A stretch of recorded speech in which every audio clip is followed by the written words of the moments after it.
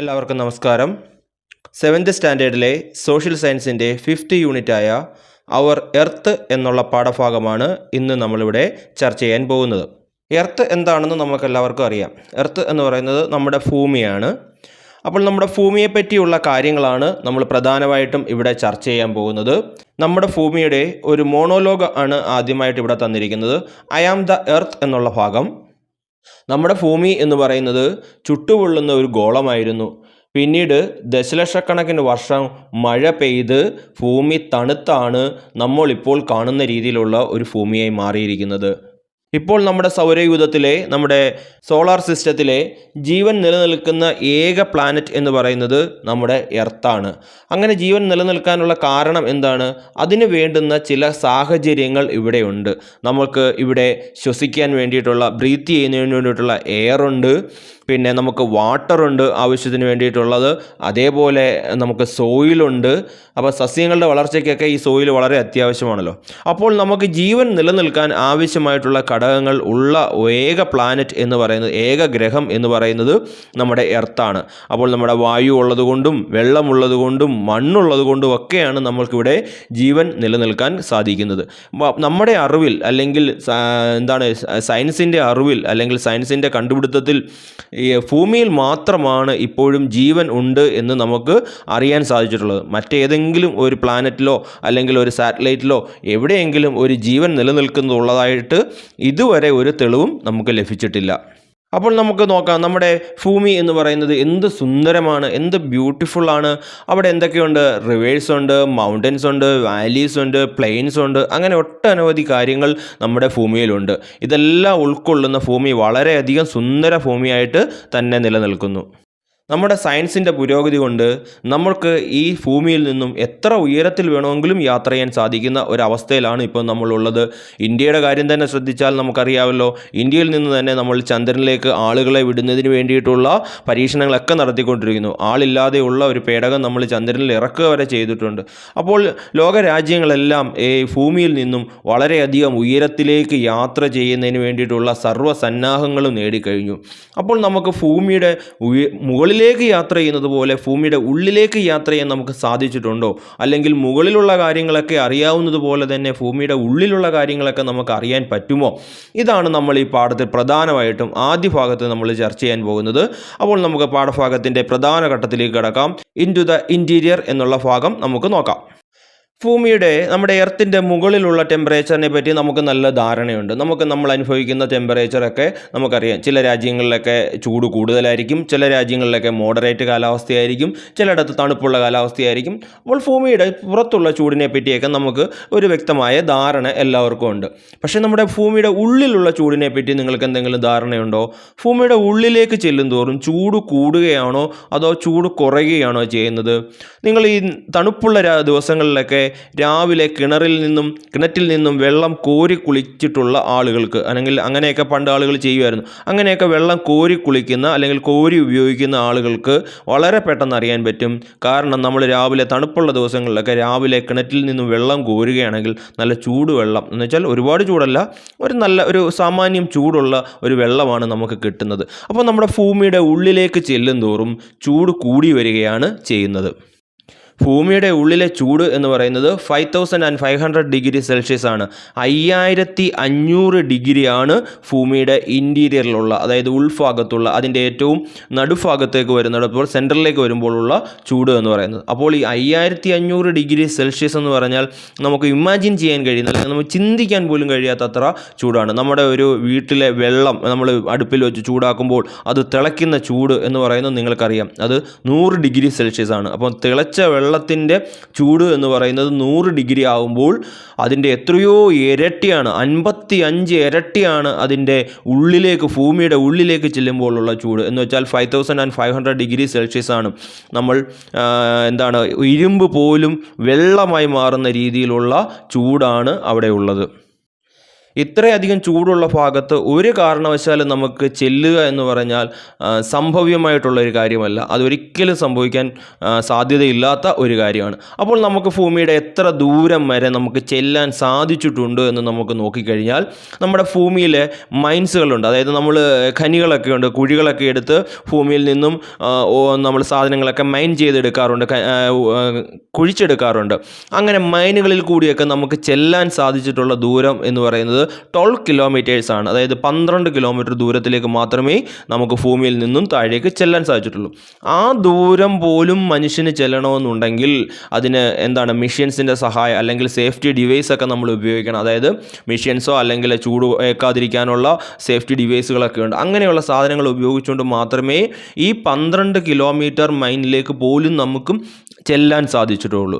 അപ്പോൾ ഭൂമിയിലെ സെൻറ്ററിലേക്കുള്ള ദൂരം എന്ന് പറയുന്നത് 6371 കിലോമീറ്റേഴ്സാണ്. 6371 കിലോമീറ്ററാണ്. അപ്പോൾ ഒന്ന് ആലോചിച്ച് നോക്കുക, അതിൻ്റെ ഒരു കാൽഭാഗം പോലും, ഒരു കൊണിശം പോലും നമുക്ക് ചെല്ലാൻ സാധിച്ചിട്ടില്ല. ആ 12 കിലോമീറ്റർ പോലും നമുക്ക് ചെല്ലുക എന്ന് പറഞ്ഞാൽ വളരെ ദുഷ്കരമായിട്ടുള്ള കാര്യം. അതിൻ്റെ അപ്പുറത്തേക്ക് നമുക്ക് ചെല്ലാൻ പോലും സാധിച്ചിട്ടില്ല. അപ്പോൾ ഈ 6371 കിലോമീറ്റർ ദൂരമുള്ള എർത്തിൻ്റെ സെൻറ്ററിലേക്ക് ചെല്ലാൻ നമുക്ക് 12 കിലോമീറ്റർ മാത്രമേ സാധിച്ചിട്ടുള്ളൂ എന്ന് പറയുമ്പോൾ അതിൻ്റെ ഉള്ളിലുള്ള കാര്യങ്ങൾ എന്തൊക്കെയാണ് എന്ന് നമുക്ക് കണ്ടെത്തുക എന്ന് പറഞ്ഞാൽ നമുക്ക് വളരെയധികം ബുദ്ധിമുട്ടാണ്. അത് പഠിക്കുക എന്ന് പറഞ്ഞാൽ വളരെയധികം ബുദ്ധിമുട്ടാണ്. അപ്പോൾ നമ്മൾ ഒന്നുകൂടെ ചിന്തിച്ച് നോക്കിയാട്ടെ, നമ്മൾ ഭൂമിയുടെ മുകളിൽ നിന്നും എത്ര ദൂരം വേണമെങ്കിലും മുകളിലേക്ക് നമ്മൾ യാത്ര ചെയ്യുന്നു. പക്ഷേ ഭൂമിയുടെ ഉള്ളിലേക്ക് നമ്മൾ ചവിട്ടി നിൽക്കുന്ന ഭൂമിയുടെ ഉള്ളിലേക്ക് നമുക്ക് 12 കിലോമീറ്റർ കൂടുതൽ ഇതുവരെ ചെല്ലാൻ പോലും സാധിച്ചിട്ടില്ല. അത്രത്തോളം നിഗൂഢവും അല്ലെങ്കിൽ അത്രത്തോളം പാടുള്ള ഒരു സംഭവമാണ് നമ്മുടെ ഭൂമിയുടെ ഇൻറ്റീരിയറിലേക്ക് ചെല്ലുക അല്ലെങ്കിൽ ഇൻറ്റീരിയർ നമുക്ക് മനസ്സിലാക്കുക എന്നുള്ളത്. അങ്ങനെ നമുക്ക് അത്രത്തോളം ബുദ്ധിമുട്ടുള്ളപ്പോൾ നമ്മൾ എങ്ങനെയായിരിക്കും ഭൂമിയുടെ ഉള്ളിലുള്ള കാര്യങ്ങളെപ്പറ്റി നമുക്ക് മനസ്സിലാക്കാൻ സാധിക്കുന്നത്? അത് നമ്മുടെ ഒരു ചോദ്യചിഹ്നമാണ്. അല്ലെങ്കിൽ നമുക്കിവിടെ ഒരു ചോദ്യം അങ്ങനെയും പ്രതീക്ഷിക്കാം. അപ്പോൾ അതാണ് ഇവിടെ ഒരു ചോദ്യം തന്നിട്ടുണ്ട്. How did we get the information about the interior of the earth? അതായത് എർത്തിൻ്റെ ഇൻറ്റീരിയറിലുള്ള ഇൻഫർമേഷൻ നമുക്ക് എങ്ങനെ ലഭിക്കുന്നു? അപ്പോൾ അതിന് നമുക്ക് 3 പോയിന്റുകൾ ഇവിടെ തന്നിട്ടുണ്ട്. ആൻസർ നോക്കാം. By examining materials that reach the earth surface through volcanic eruption എന്ന് പറഞ്ഞാൽ എന്താണ്? The materials that reach from the earth surface, അതായത് എർത്തിൻ്റെ സർഫസിലേക്ക് എത്തിച്ചേരുന്ന മെറ്റീരിയൽ സാധനങ്ങൾ എവിടെ നിന്ന്? ത്രൂ വോൾക്കാനിക് ഇറപ്ഷൻ എന്ന് പറഞ്ഞാൽ നിങ്ങൾക്കറിയാം, വോൾക്കാനോസ് എന്ന് പറയുന്നത് നമ്മുടെ അഗ്നിപർവ്വതങ്ങളാണ്. ഈ അഗ്നിപർവ്വതങ്ങൾ പൊട്ടുന്നത് മൂലം ഭൂമിയിലേക്ക് എത്തിച്ചേരുന്ന മെറ്റീരിയൽസ്, അത് നമുക്ക് അറിയാം, പാറകളും മറ്റുമൊക്കെ ഉരുകിയ അവസ്ഥയിലാണ് വോൾക്കാനോസിൽ നിന്നും പുറത്തേക്ക് വരുന്നത്. അപ്പോൾ ഈ വോൾക്കാനിക് എറപ്ഷൻ ഉണ്ടാകുന്ന സമയത്ത് അതിൽ നിന്നും വരുന്ന മെറ്റീരിയൽസുകളെ എക്സാമിൻ ചെയ്ത് നമ്മൾ പരിശോധിച്ചിട്ട് നമുക്ക് ഇതിൻ്റെ ഉള്ളിൽ എന്താണ്, എങ്ങനെയാണ് ഇതിൻ്റെ ഉൾഭാഗം എന്ന് നമുക്ക് ചെറിയ വിവരങ്ങൾ അല്ലെങ്കിൽ കുറച്ച് വിവരങ്ങളൊക്കെ അവിടെ നിന്ന് കിട്ടും. അപ്പോൾ അതാണ് ഒന്നാമത്തെ point. By examining materials that reach the earth surface through volcanic eruption. രണ്ടാമതായി പറഞ്ഞിരിക്കുന്നത് from the information collected from mines. അതായത് നമുക്ക് മൈൻസുകളുണ്ട്, ഖനികളൊക്കെ ഉണ്ട്. ആ മൈൻസിൽ നിന്നും ലഭിക്കുന്ന വളരെ കുറച്ച് വിവരങ്ങളെ നമുക്ക് മൈൻസിൽ നിന്ന് ലഭിക്കും. ആ ലഭിക്കുന്ന വിവരങ്ങൾ ഉപയോഗിച്ചുകൊണ്ട് കുറേയധികം നിഗമനങ്ങളിലേക്ക് കുറേയധികം വിവരങ്ങൾ നമുക്ക് കിട്ടും. അപ്പോൾ രണ്ടാമത്തെ പോയിന്റ് അതാണ്, from the information collected from mines. മൂന്നാമതായിട്ട് by analysing the motion of waves generated through earthquake എന്ന് പറയുന്നത് ഭൂകമ്പങ്ങൾ അല്ലെങ്കിൽ ഭൂമികുലുക്കത്തിനെയാണ് പറയുന്നത്. അപ്പോൾ ഈ ഭൂകമ്പം എന്ന് പറയുന്ന നമ്മുടെ ഭൂമികുലുക്കം ഉണ്ടാകുന്ന സമയത്ത് ഉണ്ടാകുന്ന വേവ്സുകൾ, അതായത് തരംഗങ്ങളൊക്കെ ഉണ്ടാകും. ആ തരംഗങ്ങളെ അതിനെ അനലൈസ് ചെയ്തിട്ട് അതിനെ പഠനത്തിന് വിധേയമാക്കിയിട്ട് അതിൽ നിന്ന് നമുക്ക് ഭൂമിയുടെ ഉള്ളിലെ പറ്റിയുള്ള വിവരങ്ങൾ അറിയാൻ സാധിക്കും. അപ്പോൾ ഇതൊക്കെയാണ് നമുക്ക് ഭൂമിയുടെ ഉള്ളിലെ വിവരങ്ങൾ അറിയാനുള്ള വഴികൾ. അപ്പോൾ ഈ വഴികളിൽ കൂടി അല്ലാതെ നമുക്ക് ഭൂമിയുടെ ഉൾഭാഗം എന്താണ്, അതിന് ഉൾഭാഗം എന്ന് നമുക്ക് അറിയാനായിട്ട് സാധിച്ചിട്ടില്ല ഇതുവരെ. അപ്പോൾ നമുക്ക് അതിൻ്റെ ആൻസർ ഒന്നുകൂടെ നോക്കാം. ചോദ്യം ഞാൻ ഒന്നുകൂടെ വായിക്കാം. How did we get the information about the interior of the earth? എർത്തിൻ്റെ ഇൻറ്റീരിയറിലെ ഇൻഫർമേഷൻ നമുക്ക് എങ്ങനെ കിട്ടുന്നു? Answer, by examining materials that reach the earth surface through volcanic eruption വഴി നമുക്ക് എർത്തിൻ്റെ സർഫസിലേക്ക് വരുന്ന മെറ്റീരിയൽസ് വഴി ലഭിക്കുന്നു. രണ്ടാമത്തേത് from the information collected from മൈൻസിൽ നിന്നും കിട്ടുന്ന ഇൻഫർമേഷൻസ്. മൂന്നാമത്തെ by analysing the motion of waves generated during earthquake, അതായത് ഭൂകമ്പങ്ങൾ, ഭൂമികുലുക്കങ്ങളൊക്കെ ഉണ്ടാകുമ്പോൾ ഉണ്ടാകുന്ന വേവ്സിൽ നിന്നും നമുക്ക് മനസ്സിലാവുന്നു. അടുത്ത സ്ട്രക്ചർ ഓഫ് ദ എർത്ത് ആണ്. എർത്തിൻ്റെ ഘടന എങ്ങനെയാണ്, ഭൂമിയുടെ ഘടന എങ്ങനെയാണ് എന്നുള്ളതാണ്. അപ്പോൾ ഈ വിവരങ്ങൾ, അതായത് നമ്മൾ മുമ്പ് പറഞ്ഞ 3 കാര്യങ്ങളിൽ കൂടി കിട്ടുന്ന വിവരങ്ങൾ വെച്ച് അനലൈസ് ചെയ്തിട്ട് എർത്തിൻ്റെ സർഫസ് എങ്ങനെയാണ് എന്നുള്ളതാണ് നമ്മൾ പഠിക്കാൻ പോകുന്നത്. അപ്പോൾ അതിൻ്റെയാണ് ആ പടം തന്നിരിക്കുന്നത്. എർത്തിനെ നമ്മളിങ്ങനെ ഒരു മുറിക്കുകയാണെങ്കിൽ അതിൻ്റെ ഏറ്റവും മുകൾ ഭാഗത്തിനെ പറയുന്ന പേര് ക്രസ്റ്റ് എന്നാണ്. ഏറ്റവും മുകൾ ഭാഗം ക്രസ്റ്റ്. അതിന് തൊട്ട് താഴെ, അതായത് ക്രസ്റ്റിന് തൊട്ട് താഴെ വരുന്ന ഭാഗമാണ് മാൻഡിൽ എന്ന് പറയും. മാൻഡിൽ. ആ മാൻഡിലിൻ്റെ തൊട്ട് താഴെ വരുന്ന ഭാഗം 2ആയിട്ട് തിരിച്ചിട്ടുണ്ട്. Outer core, inner core. ഈ ഔട്ടർ കോറും ഇന്നർ കോറും കോറ് എന്നുള്ള ഒറ്റ ഇതുകൊണ്ട് നമുക്ക് സൂചിപ്പിക്കാം. കോറ് തന്നെയാണ്. അതിന് ഔട്ടർ കോറെന്നും ഇന്നർ കോറെന്നും 2 ഭാഗം ഉണ്ട് എന്നുള്ളത്. അപ്പോൾ നമ്മൾക്ക് പ്രധാനമായിട്ടും ഇവിടെ 4ആയിട്ട് കാണിച്ചിരിക്കുന്നെങ്കിലും എർത്തിൻ്റെ ഇന്നർ ഭാഗത്തിനെ അല്ലെങ്കിൽ എർത്തിൻ്റെ ഇൻറ്റീരിയറിനെ നമുക്ക് 3ആയിട്ടാണ് നമ്മൾ തിരിക്കുന്നത്: ക്രസ്റ്റ്, മാൻഡിൽ, കോറ്. അപ്പോൾ ഇവിടെ ചോദ്യം തന്നിരിക്കുന്നു: observe the picture. What information do you get about the interior of the earth. എർത്തിൻ്റെ ഇൻറ്റീരിയറിൽ നിന്നും ഇൻറ്റീരിയറിൽ എന്തൊക്കെ വിവരങ്ങളാണ് നമുക്ക് ലഭിക്കുന്നത്? Write your findings. നിങ്ങളുടെ കണ്ടെത്തലുകൾ എഴുതുക. അപ്പോൾ നമുക്കിവിടെ ഒരു 2 ഫൈൻഡിങ്സ് തന്നിട്ടുണ്ട്. The interior of the earth is divided into different layers. അതായത് എർത്തിൻ്റെ ഇൻറ്റീരിയർ പലതായിട്ട് തിരിച്ചിരിക്കുന്നു. പിന്നെ ഒന്നാമത് the outermost layer is the crust. Outermost layer എന്ന് പറയുന്നതിനെ ക്രസ്റ്റ് എന്ന് പറയുന്നു. അടുത്ത നമുക്കൊരു പോയിന്റ് ഇവിടെ ചേർക്കാം. The mantle lies between the crust and the outer core. അതായത് ക്രസ്റ്റിനെ ഔട്ടർ കോറിൻ്റെ ഇടയിലാണ് മാൻഡിൽ നിൽക്കുന്നത്. ഇതിപ്പോൾ നമ്മൾ പഠിക്കേണ്ട കാര്യമില്ല. ഇത് നമ്മൾ ഡീറ്റെയിൽ ആയിട്ട് വിശദമായിട്ട് അടുത്ത പേജിലേക്ക് വരുമ്പോൾ പഠിക്കുന്നുണ്ട്. അതുകൊണ്ട് നമുക്ക് സമയം കളയാതെ ആ ഭാഗത്തിലേക്ക് തന്നെ കടക്കാം. അപ്പോൾ പേജ് നമ്പർ 70 തന്നിരിക്കുന്നത് നമ്മുടെ എർത്തിൻ്റെ ഒരു കട്ട് ചെയ്തെടുത്ത രീതിയിൽ, അല്ലെങ്കിൽ എർത്തിനെ മുറിച്ചെടുക്കുക, നടുഭാഗം വരെ മുറിച്ചെടുക്കുമ്പോൾ എങ്ങനെയാണോ നമ്മൾ കാണുന്നത് ആ രൂപത്തിലാണ് നമുക്കവിടെ കാണിച്ചിരിക്കുന്നത്. അപ്പോൾ നമുക്കതിനെ 3ആയിട്ട് അവിടെ തിരിച്ചിരിക്കുന്നതായി കാണാം. ആദ്യമേ ഞാൻ അതിൻ്റെ പേര് വായിക്കാം: the crest, the mantle, the core. അപ്പോൾ എർത്തിനെ പ്രധാനമായിട്ടും 3ആയിട്ട് ഡിവൈഡ് ചെയ്തിട്ടുണ്ട്. എർത്തിൻ്റെ ഇൻറ്റീരിയറിനെ പ്രധാനമായിട്ടും 3ആയിട്ട് ഡിവൈഡ് ചെയ്തിരിക്കുന്നു: the crest, the mantle, the core. അപ്പോൾ നമുക്ക് ഓരോന്നായിട്ട് നോക്കാം. ആദ്യത്തേത് ദ ക്രസ്റ്റ്. ക്രസ്റ്റ് എന്ന് പറയുന്നത് ഏറ്റവും മുകൾ ഭാഗം, നമ്മൾ ചവിട്ടി നിൽക്കുന്ന ഭൂമി, അതിനെയാണ് നമ്മൾ ക്രസ്റ്റ് എന്ന് പറയുന്നത്. The crust is the outermost and relatively thin layer of the earth. അതായത് ക്രസ്റ്റ് എന്ന് പറയുന്നത് നമ്മുടെ ഔട്ടർ മോസ്റ്റ്, ഏറ്റവും പുറത്ത് കാണുന്ന, ഏറ്റവും മുകളിലുള്ള ഭാഗത്തിനെയാണ് ക്രസ്റ്റ് എന്ന് പറയുന്നത്. അതൊരു തിൻ ലെയറാണ്. എർത്തിൻ്റെ ഒരു തിൻ ലെയർ. തിൻ എന്ന് പറഞ്ഞാൽ അറിയാമല്ലോ, അതൊരു കനം കുറഞ്ഞ, കട്ടി കുറഞ്ഞ, അല്ലെങ്കിൽ കട്ടി കുറഞ്ഞതെന്നല്ല, കനം കുറഞ്ഞ ഭാഗത്തിനെയാണ് തിൻ ലെയർ എന്ന് പറയുന്നത്. അപ്പോൾ അതൊരു കനം കുറഞ്ഞൊരു ഭാഗമാണ്, thin layer of the earth ആണ്.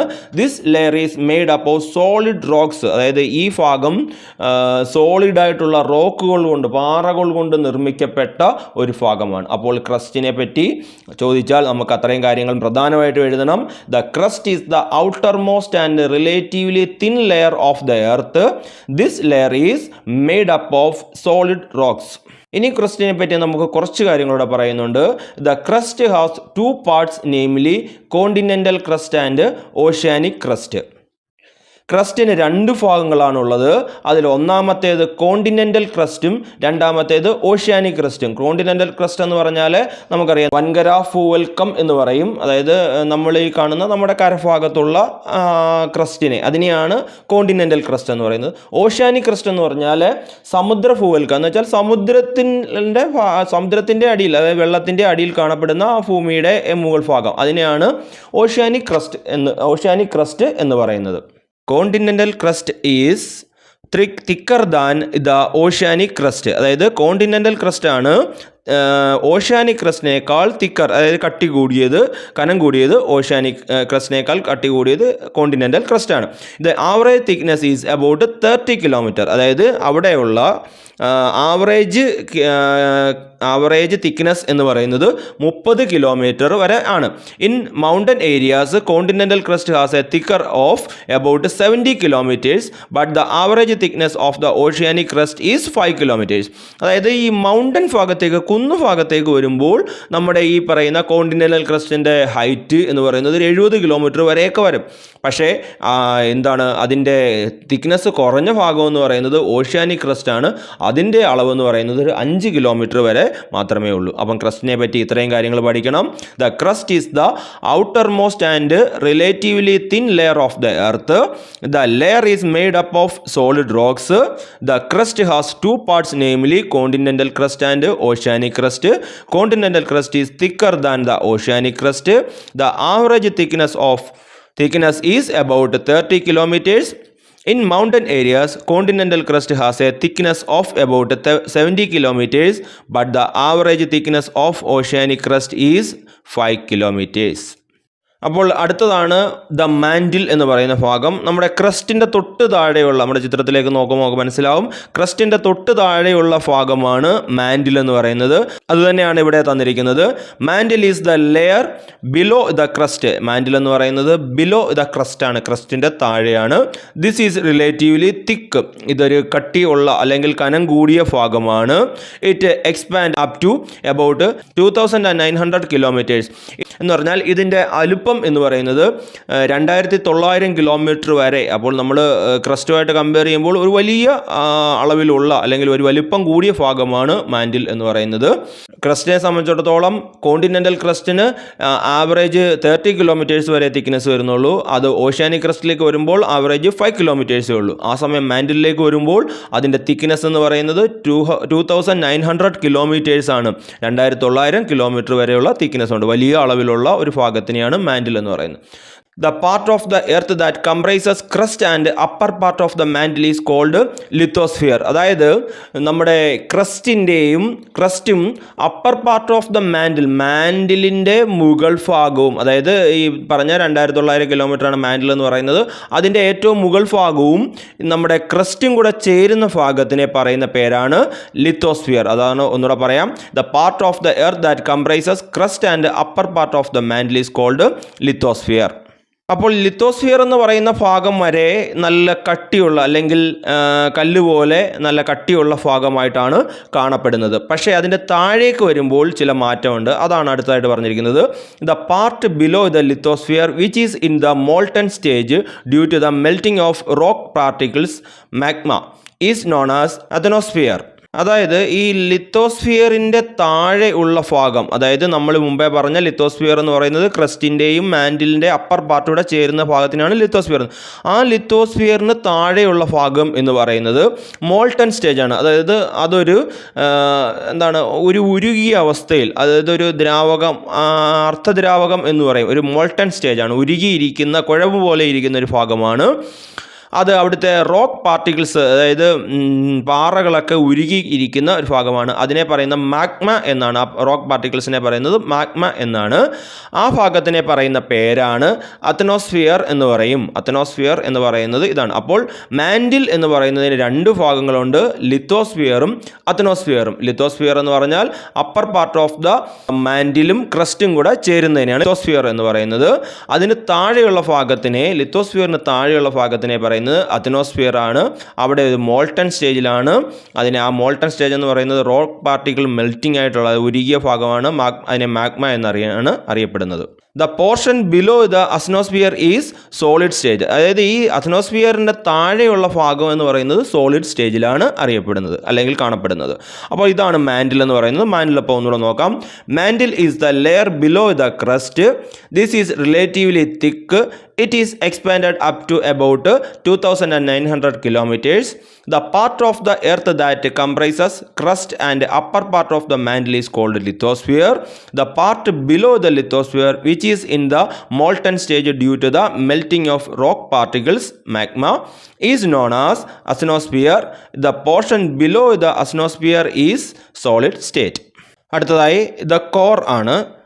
അപ്പോൾ അതൊന്ന് വായിക്കാം. The layer below the mantle is the core. അതായത് മാൻഡിലിന് താഴെയുള്ള ഭാഗത്തിനെയാണ് നമ്മൾ കോറ് എന്ന് പറയുന്നത്. അതാണ് ഏറ്റവും അവസാനത്തെ ഭാഗം. അപ്പോൾ എർത്തിൻ്റെ ഏറ്റവും സെൻറ്ററിലേക്ക് നമ്മൾ വരികയാണ്. The core, the layer below the mantle is the core. It is divided into outer core and inner core. അതായത് ഈ കോറിനെ രണ്ടായിട്ട് തിരിച്ചിട്ടുണ്ട്. അത് നമ്മൾ മുമ്പ് പറഞ്ഞാണ്. അതിനെ ഔട്ടർ കോർ എന്നും ഇന്നർ കോർ എന്നും രണ്ടായിട്ട് തിരിച്ചിരിക്കുന്നു. The outer core is in liquid state while the inner core is in solid state. അതായത് ഔട്ടർ കോറ് ലിക്വിഡ് സ്റ്റേറ്റിലാണ്. അതായത് ആ ചൂട് കാരണം ഉരുകിയ അവസ്ഥയിലാണ് ഔട്ടർ കോറ് കാണപ്പെടുന്നത് ലിക്വിഡ് സ്റ്റേജിൽ. പക്ഷേ the inner core is in solid stage. അതായത് ഇന്നർ കോർ അതിൻ്റെ അകത്തുള്ള, അതായത് ഈ ഔട്ടർ കോർ കഴിഞ്ഞ് ഇന്നറിലേക്ക് വരുമ്പോൾ അത് സോളിഡ് സ്റ്റേറ്റിലാണ് കാണപ്പെടുന്നത്. അപ്പോൾ നമുക്ക് സ്വാഭാവികമായിട്ട് സംശയം ഉണ്ടാകും, മുകളിലുള്ള ഭാഗങ്ങളൊക്കെ ഉരുകിയിരിക്കുന്നല്ലോ, അപ്പോൾ സെൻറ്ററിൽ ചൂട് കൂടുതലുള്ള ഭാഗമാണല്ലോ, അവിടെ എന്താണിത് സോളിഡ് സ്റ്റേറ്റിൽ കാണപ്പെടുന്നത് എന്നൊരു സംശയം ഉണ്ടാവാം. അതിന് കാരണം എന്ന് പറയുന്നത് അവിടെ അതിഭയങ്കരമായിട്ടുള്ള ഒരു പ്രഷർ അനുഭവപ്പെടുന്നുണ്ട് ഈ സെൻറ്റർ ഭാഗത്ത്. അതായത് ഉരുകി ഇത് പുറത്തേക്ക് പോകാനുള്ള അല്ലെങ്കിൽ ഇവിടുന്ന് പൊട്ടിപ്പാറാനുള്ള ഒരു പ്രഷർ അവിടെ അനുഭവപ്പെടുന്നുണ്ട് ഭയങ്കരമായ. ആ പ്രഷർ കാരണം ഇത് സോളിഡ് സ്റ്റേറ്റിൽ കാണപ്പെടുന്നു എന്നുള്ളതാണ് യാഥാർത്ഥ്യം. അതൊരു ലിക്വിഡ് സ്റ്റേറ്റിൽ കാണപ്പെടാനാണ് സാധ്യത എന്നാണ് നമ്മുടെ എല്ലാം ധാരണ. അപ്പോൾ അത് സോളിഡിലായിട്ട് വരാനുള്ള കാരണം ഇതാണ്. അത് നമുക്ക് പഠിക്കാനില്ല, എങ്കിലും ഞാനത് പറഞ്ഞു എന്ന് മാത്രമേ ഉള്ളൂ. അപ്പോൾ ഇത് outer core is in liquid state while the inner core is in solid state. The core is mainly made up of metals like nickel and iron. അതായത് ഈ കോറിൻ പ്രധാനമായിട്ടും നിർമ്മിക്കപ്പെട്ടിരിക്കുന്നത് നിക്കലും അയണും ചേർന്നുകൊണ്ടാണ്. നിക്കലിനെ നമ്മൾ സാധാരണ Ni, കെമിസ്ട്രിയിലൊക്കെ നമ്മൾ പഠിക്കുന്നതാണ്. നിക്കലിനെ സൂചിപ്പിക്കുന്നത് Ni എന്നും അയണിനെ സൂചിപ്പിക്കുന്നത് Fe എന്നുമാണ്. അതാണ് അവിടെ ബ്രാക്കറ്റ് തന്നിരിക്കുന്നത്. അപ്പോൾ the core is mainly made up of like nickel and iron. Hence the core is also known as NiFe. അതായത് ഇതുകൊണ്ട് കോറിനെ അറിയപ്പെടുന്ന ഒരു പേര് നിഫെ എന്നാണ്. എന്നുവെച്ചാൽ നിക്കലിൻ്റെ Niയും അയണിൻ്റെ Feയും കൂടെ ചേർത്ത് നിഫെ, NiFe, നിഫെ എന്ന് അറിയപ്പെടുന്നു. അപ്പോൾ കോറിൻ്റെ മറ്റൊരു പേര് നിഫെയാണ്. The temperature in the inner core is about 5500 degree Celsius. അതായത് ഇതിൻ്റെ ഇന്നർ ടെമ്പറേച്ചർ എന്ന് പറയുന്നത് 5500 ഡിഗ്രി സെൽഷ്യസ് ആണ്. അത് നമ്മൾ മുമ്പ് പറഞ്ഞതാണ്. അപ്പോൾ കോറിനെ പറ്റിയുള്ള കാര്യങ്ങൾ ഒന്നുകൂടെ പറയാം. The core, the layer below the mantle is the core. It is divided into outer core and inner core. The outer core is in liquid state while the inner core is in solid state. The core is mainly made up of metals like nickel and iron. Hence the core is also known as Nife. The temperature in inner core is about 5500 degree Celsius. അപ്പോൾ അടുത്തത് structure of the earth ആണ്. Page number 71. അതിൻ്റെ structure അതുപോലെ ഫീച്ചേഴ്സും ഒക്കെ പറയാനുള്ള ഭാഗമാണ്. അത് നമ്മൾ പഠിച്ച കാര്യങ്ങൾ തന്നെ ഒന്നുകൂടെ പറയുന്നേ ഉള്ളൂ. അപ്പോൾ അവിടെ നോക്കാം. ഒന്നാമത്തേത് ഏറ്റവും മുകളിലുള്ള ഭാഗം ക്രസ്റ്റ്. അതിന് 3 ഭാഗങ്ങളായിട്ട് തിരിച്ചിരിക്കുന്നു. ഔട്ടർ മോസ്റ്റ് ലെയർ ആണ് ക്രസ്റ്റ് എന്ന് പറയുന്നത്. Thin layer of the earth, അതായത് എർത്തിൻ്റെ ഏറ്റവും തിന്നായിട്ടുള്ള ലെയറാണ്. അതിന് 2 പാർട്സ് ആണുള്ളത്: കോണ്ടിനെൻ്റൽ ക്രസ്റ്റ്, ഓഷ്യാനിക് ക്രസ്റ്റ്. അടുത്തത് മാൻഡിലാണ്. മാൻഡിലിനെ പറ്റിയുള്ള ആദ്യത്തെ point, the layer up to 2900 kilometre below the crust. ക്രസ്റ്റിന് താഴെ 2900 കിലോമീറ്റർ വരെയാണുള്ളത്. രണ്ടാമത്തെ point 2 parts, lithosphere and asthenosphere. അതിന് 2 പാർട്ടുകളാണുള്ളത്. അതേപോലെ തന്നെ മൂന്നാമത്തെ point, thick layer of the earth. അതായത് എർത്തിൻ്റെ തിക്ക് ലെയറാണ് ഈ പറഞ്ഞ മാൻഡിൽ എന്ന് പറയുന്നത്. ലാസ്റ്റ് കോറാണ്. അതിൻ്റെ point known as NiFe, the layer below mantle, 2 parts, outer core and inner core. അപ്പോൾ അടുത്ത ഭാഗം നോക്കാം. The features of each layer of the earth's interior are given in the table. Draw smiley towards the correct one and another smiley towards wrong one. അതായത് ശരിയായിട്ടുള്ളതിന് ചിരിക്കുന്ന മുഖവും തെറ്റായിട്ടുള്ളതിന് കരയുന്ന മുഖവും അങ്ങനെ വരയ്ക്കാനാണ് പറഞ്ഞിരിക്കുന്നത്. ഞാനിവിടെ ടിക്കറ്റ് കാണിക്കാം, ശരിയുള്ളത് ഏതാണ് തെറ്റുള്ളത് ഏതാണ്. നമുക്ക് ഒന്നാമത്തേലേക്ക് കടക്കാം. The crust is the outer most solid part of the earth which is made up of rock. അതായത് ഭൂമിയുടെ ഏറ്റവും പുറമേ ഉള്ള ഭാഗമാണ് ഔട്ടർ മോസ്റ്റ് സോളിഡ് പാർട്ടാണ് ക്രസ്റ്റ് എന്ന് പറഞ്ഞിരിക്കുന്നത്. അതുപോലെ earth which is made up of rock, ഇത് പാറകൾ കൊണ്ട് നിർമ്മിതമാണ് എന്ന് പറഞ്ഞിരിക്കുന്നത്. അത് ശരിയാണ്. രണ്ടാമത്തത് lithosphere is made up of crest and upper mantle. Lithosphere എന്ന് പറയുന്നത് ക്രസ്റ്റും അപ്പർ മാൻഡിലും കൂടെ ചേരുന്ന ഭാഗമാണ് എന്നാണ് പറഞ്ഞിരിക്കുന്നത്. അതും ശരിയാണ്. അടുത്തത് the asthenosphere is the molten part formed by the molten rocks particles magma. അതായത് അസ്നോസ്ഫിയർ എന്ന് പറയുന്നത് മോൾട്ടൺ പാർട്ടാണ്, ഉരുകിയ അവസ്ഥയിലാണ് അല്ലെങ്കിൽ കുഴമ്പ് രൂപത്തിലാണ്, formed by molten rock particle magma. Magma എന്ന് പറയുന്ന മോൾട്ടൺ റോക്ക് പാർട്ടിക്കിൾ ചേർന്നാണ്. അതും ശരിയാണ്. The outer core is in liquid state. അതായത് ഔട്ടർ കോറ് ലിക്വിഡ് സ്റ്റേറ്റിലാണ്. അത് ശരിയാണ്. ഔട്ടർ കോറ് ലിക്വിഡ് സ്റ്റേറ്റിലും ഇന്നർ കോറ് സോളിഡ് സ്റ്റേറ്റിലുമാണ് കാണപ്പെടുന്നത്.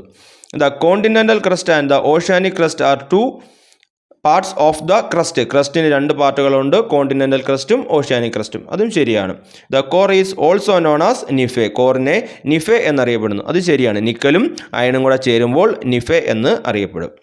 അപ്പോൾ അത് എല്ലാം ശരിയാണ്.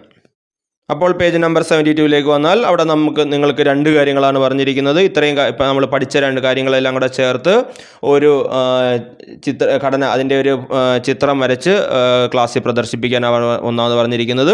രണ്ടാമത് നമ്മൾ കൂടുതൽ വിവരങ്ങളൊക്കെ ഉൾപ്പെടുത്തി നമ്മളൊരു ബുക്ക് തയ്യാറാക്കുക, അതായത് അഡീഷണൽ ഇൻഫർമേഷനൊക്കെ ചേർത്തൊരു നോട്ട് തയ്യാറാക്കുക. The interior features of the earth എന്ന് ഹെഡിങ് ഒക്കെ കൊടുത്ത് ചെയ്യുക. അപ്പോൾ ഇത്രയും കാര്യങ്ങളൊക്കെ ചേർത്ത് ചെയ്യാനുള്ളതേ ഉള്ളൂ. അപ്പോൾ നമ്മൾ എർത്തിൻ്റെ ഇൻറ്റീരിയറിനെ പറ്റി കുറച്ചധികം കാര്യങ്ങൾ പഠിച്ചു, കുറേ ഫാക്റ്റുകളൊക്കെ നമ്മൾ പഠിച്ചു. ഇത്രയൊക്കെ കാര്യങ്ങളാണ് നമുക്ക് ഈ പുസ്തകത്തിനകത്ത് ഇൻറ്റീരിയറിനെ പറ്റി പഠിക്കാനുള്ളത്. അപ്പോൾ അത്രയും കാര്യങ്ങൾ കൃത്യമായിട്ട് പഠിക്കുക. ഇനി നമുക്കുള്ളത് എർത്തിൻ്റെ അറ്റ്മോസ്ഫിയറിനെ പറ്റി പഠിക്കാനാണ്. അത് അറ്റ്മോസ്ഫിയറിനെ പറ്റി പഠിക്കുന്നത് നമ്മൾ അടുത്ത ക്ലാസ്സിലേക്ക് പഠിക്കുന്നതായിരിക്കും. ഇതോടുകൂടി ഇന്നത്തെ ക്ലാസ് അവസാനിക്കുകയാണ്. ഇതിൻ്റെ ബാക്കി ഭാഗം അടുത്ത പാർട്ടിൽ ഉൾപ്പെടുത്തുന്നതാണ്, രണ്ടാമത്തെ പാർട്ടിൽ ഉൾപ്പെടുത്തുന്നതാണ്. നിങ്ങൾക്ക് ഈ ക്ലാസ്സിനെ പറ്റിയുള്ള സംശയങ്ങളും അഭിപ്രായങ്ങളും ഒക്കെ കമൻറ്റായി രേഖപ്പെടുത്താം. നന്ദി.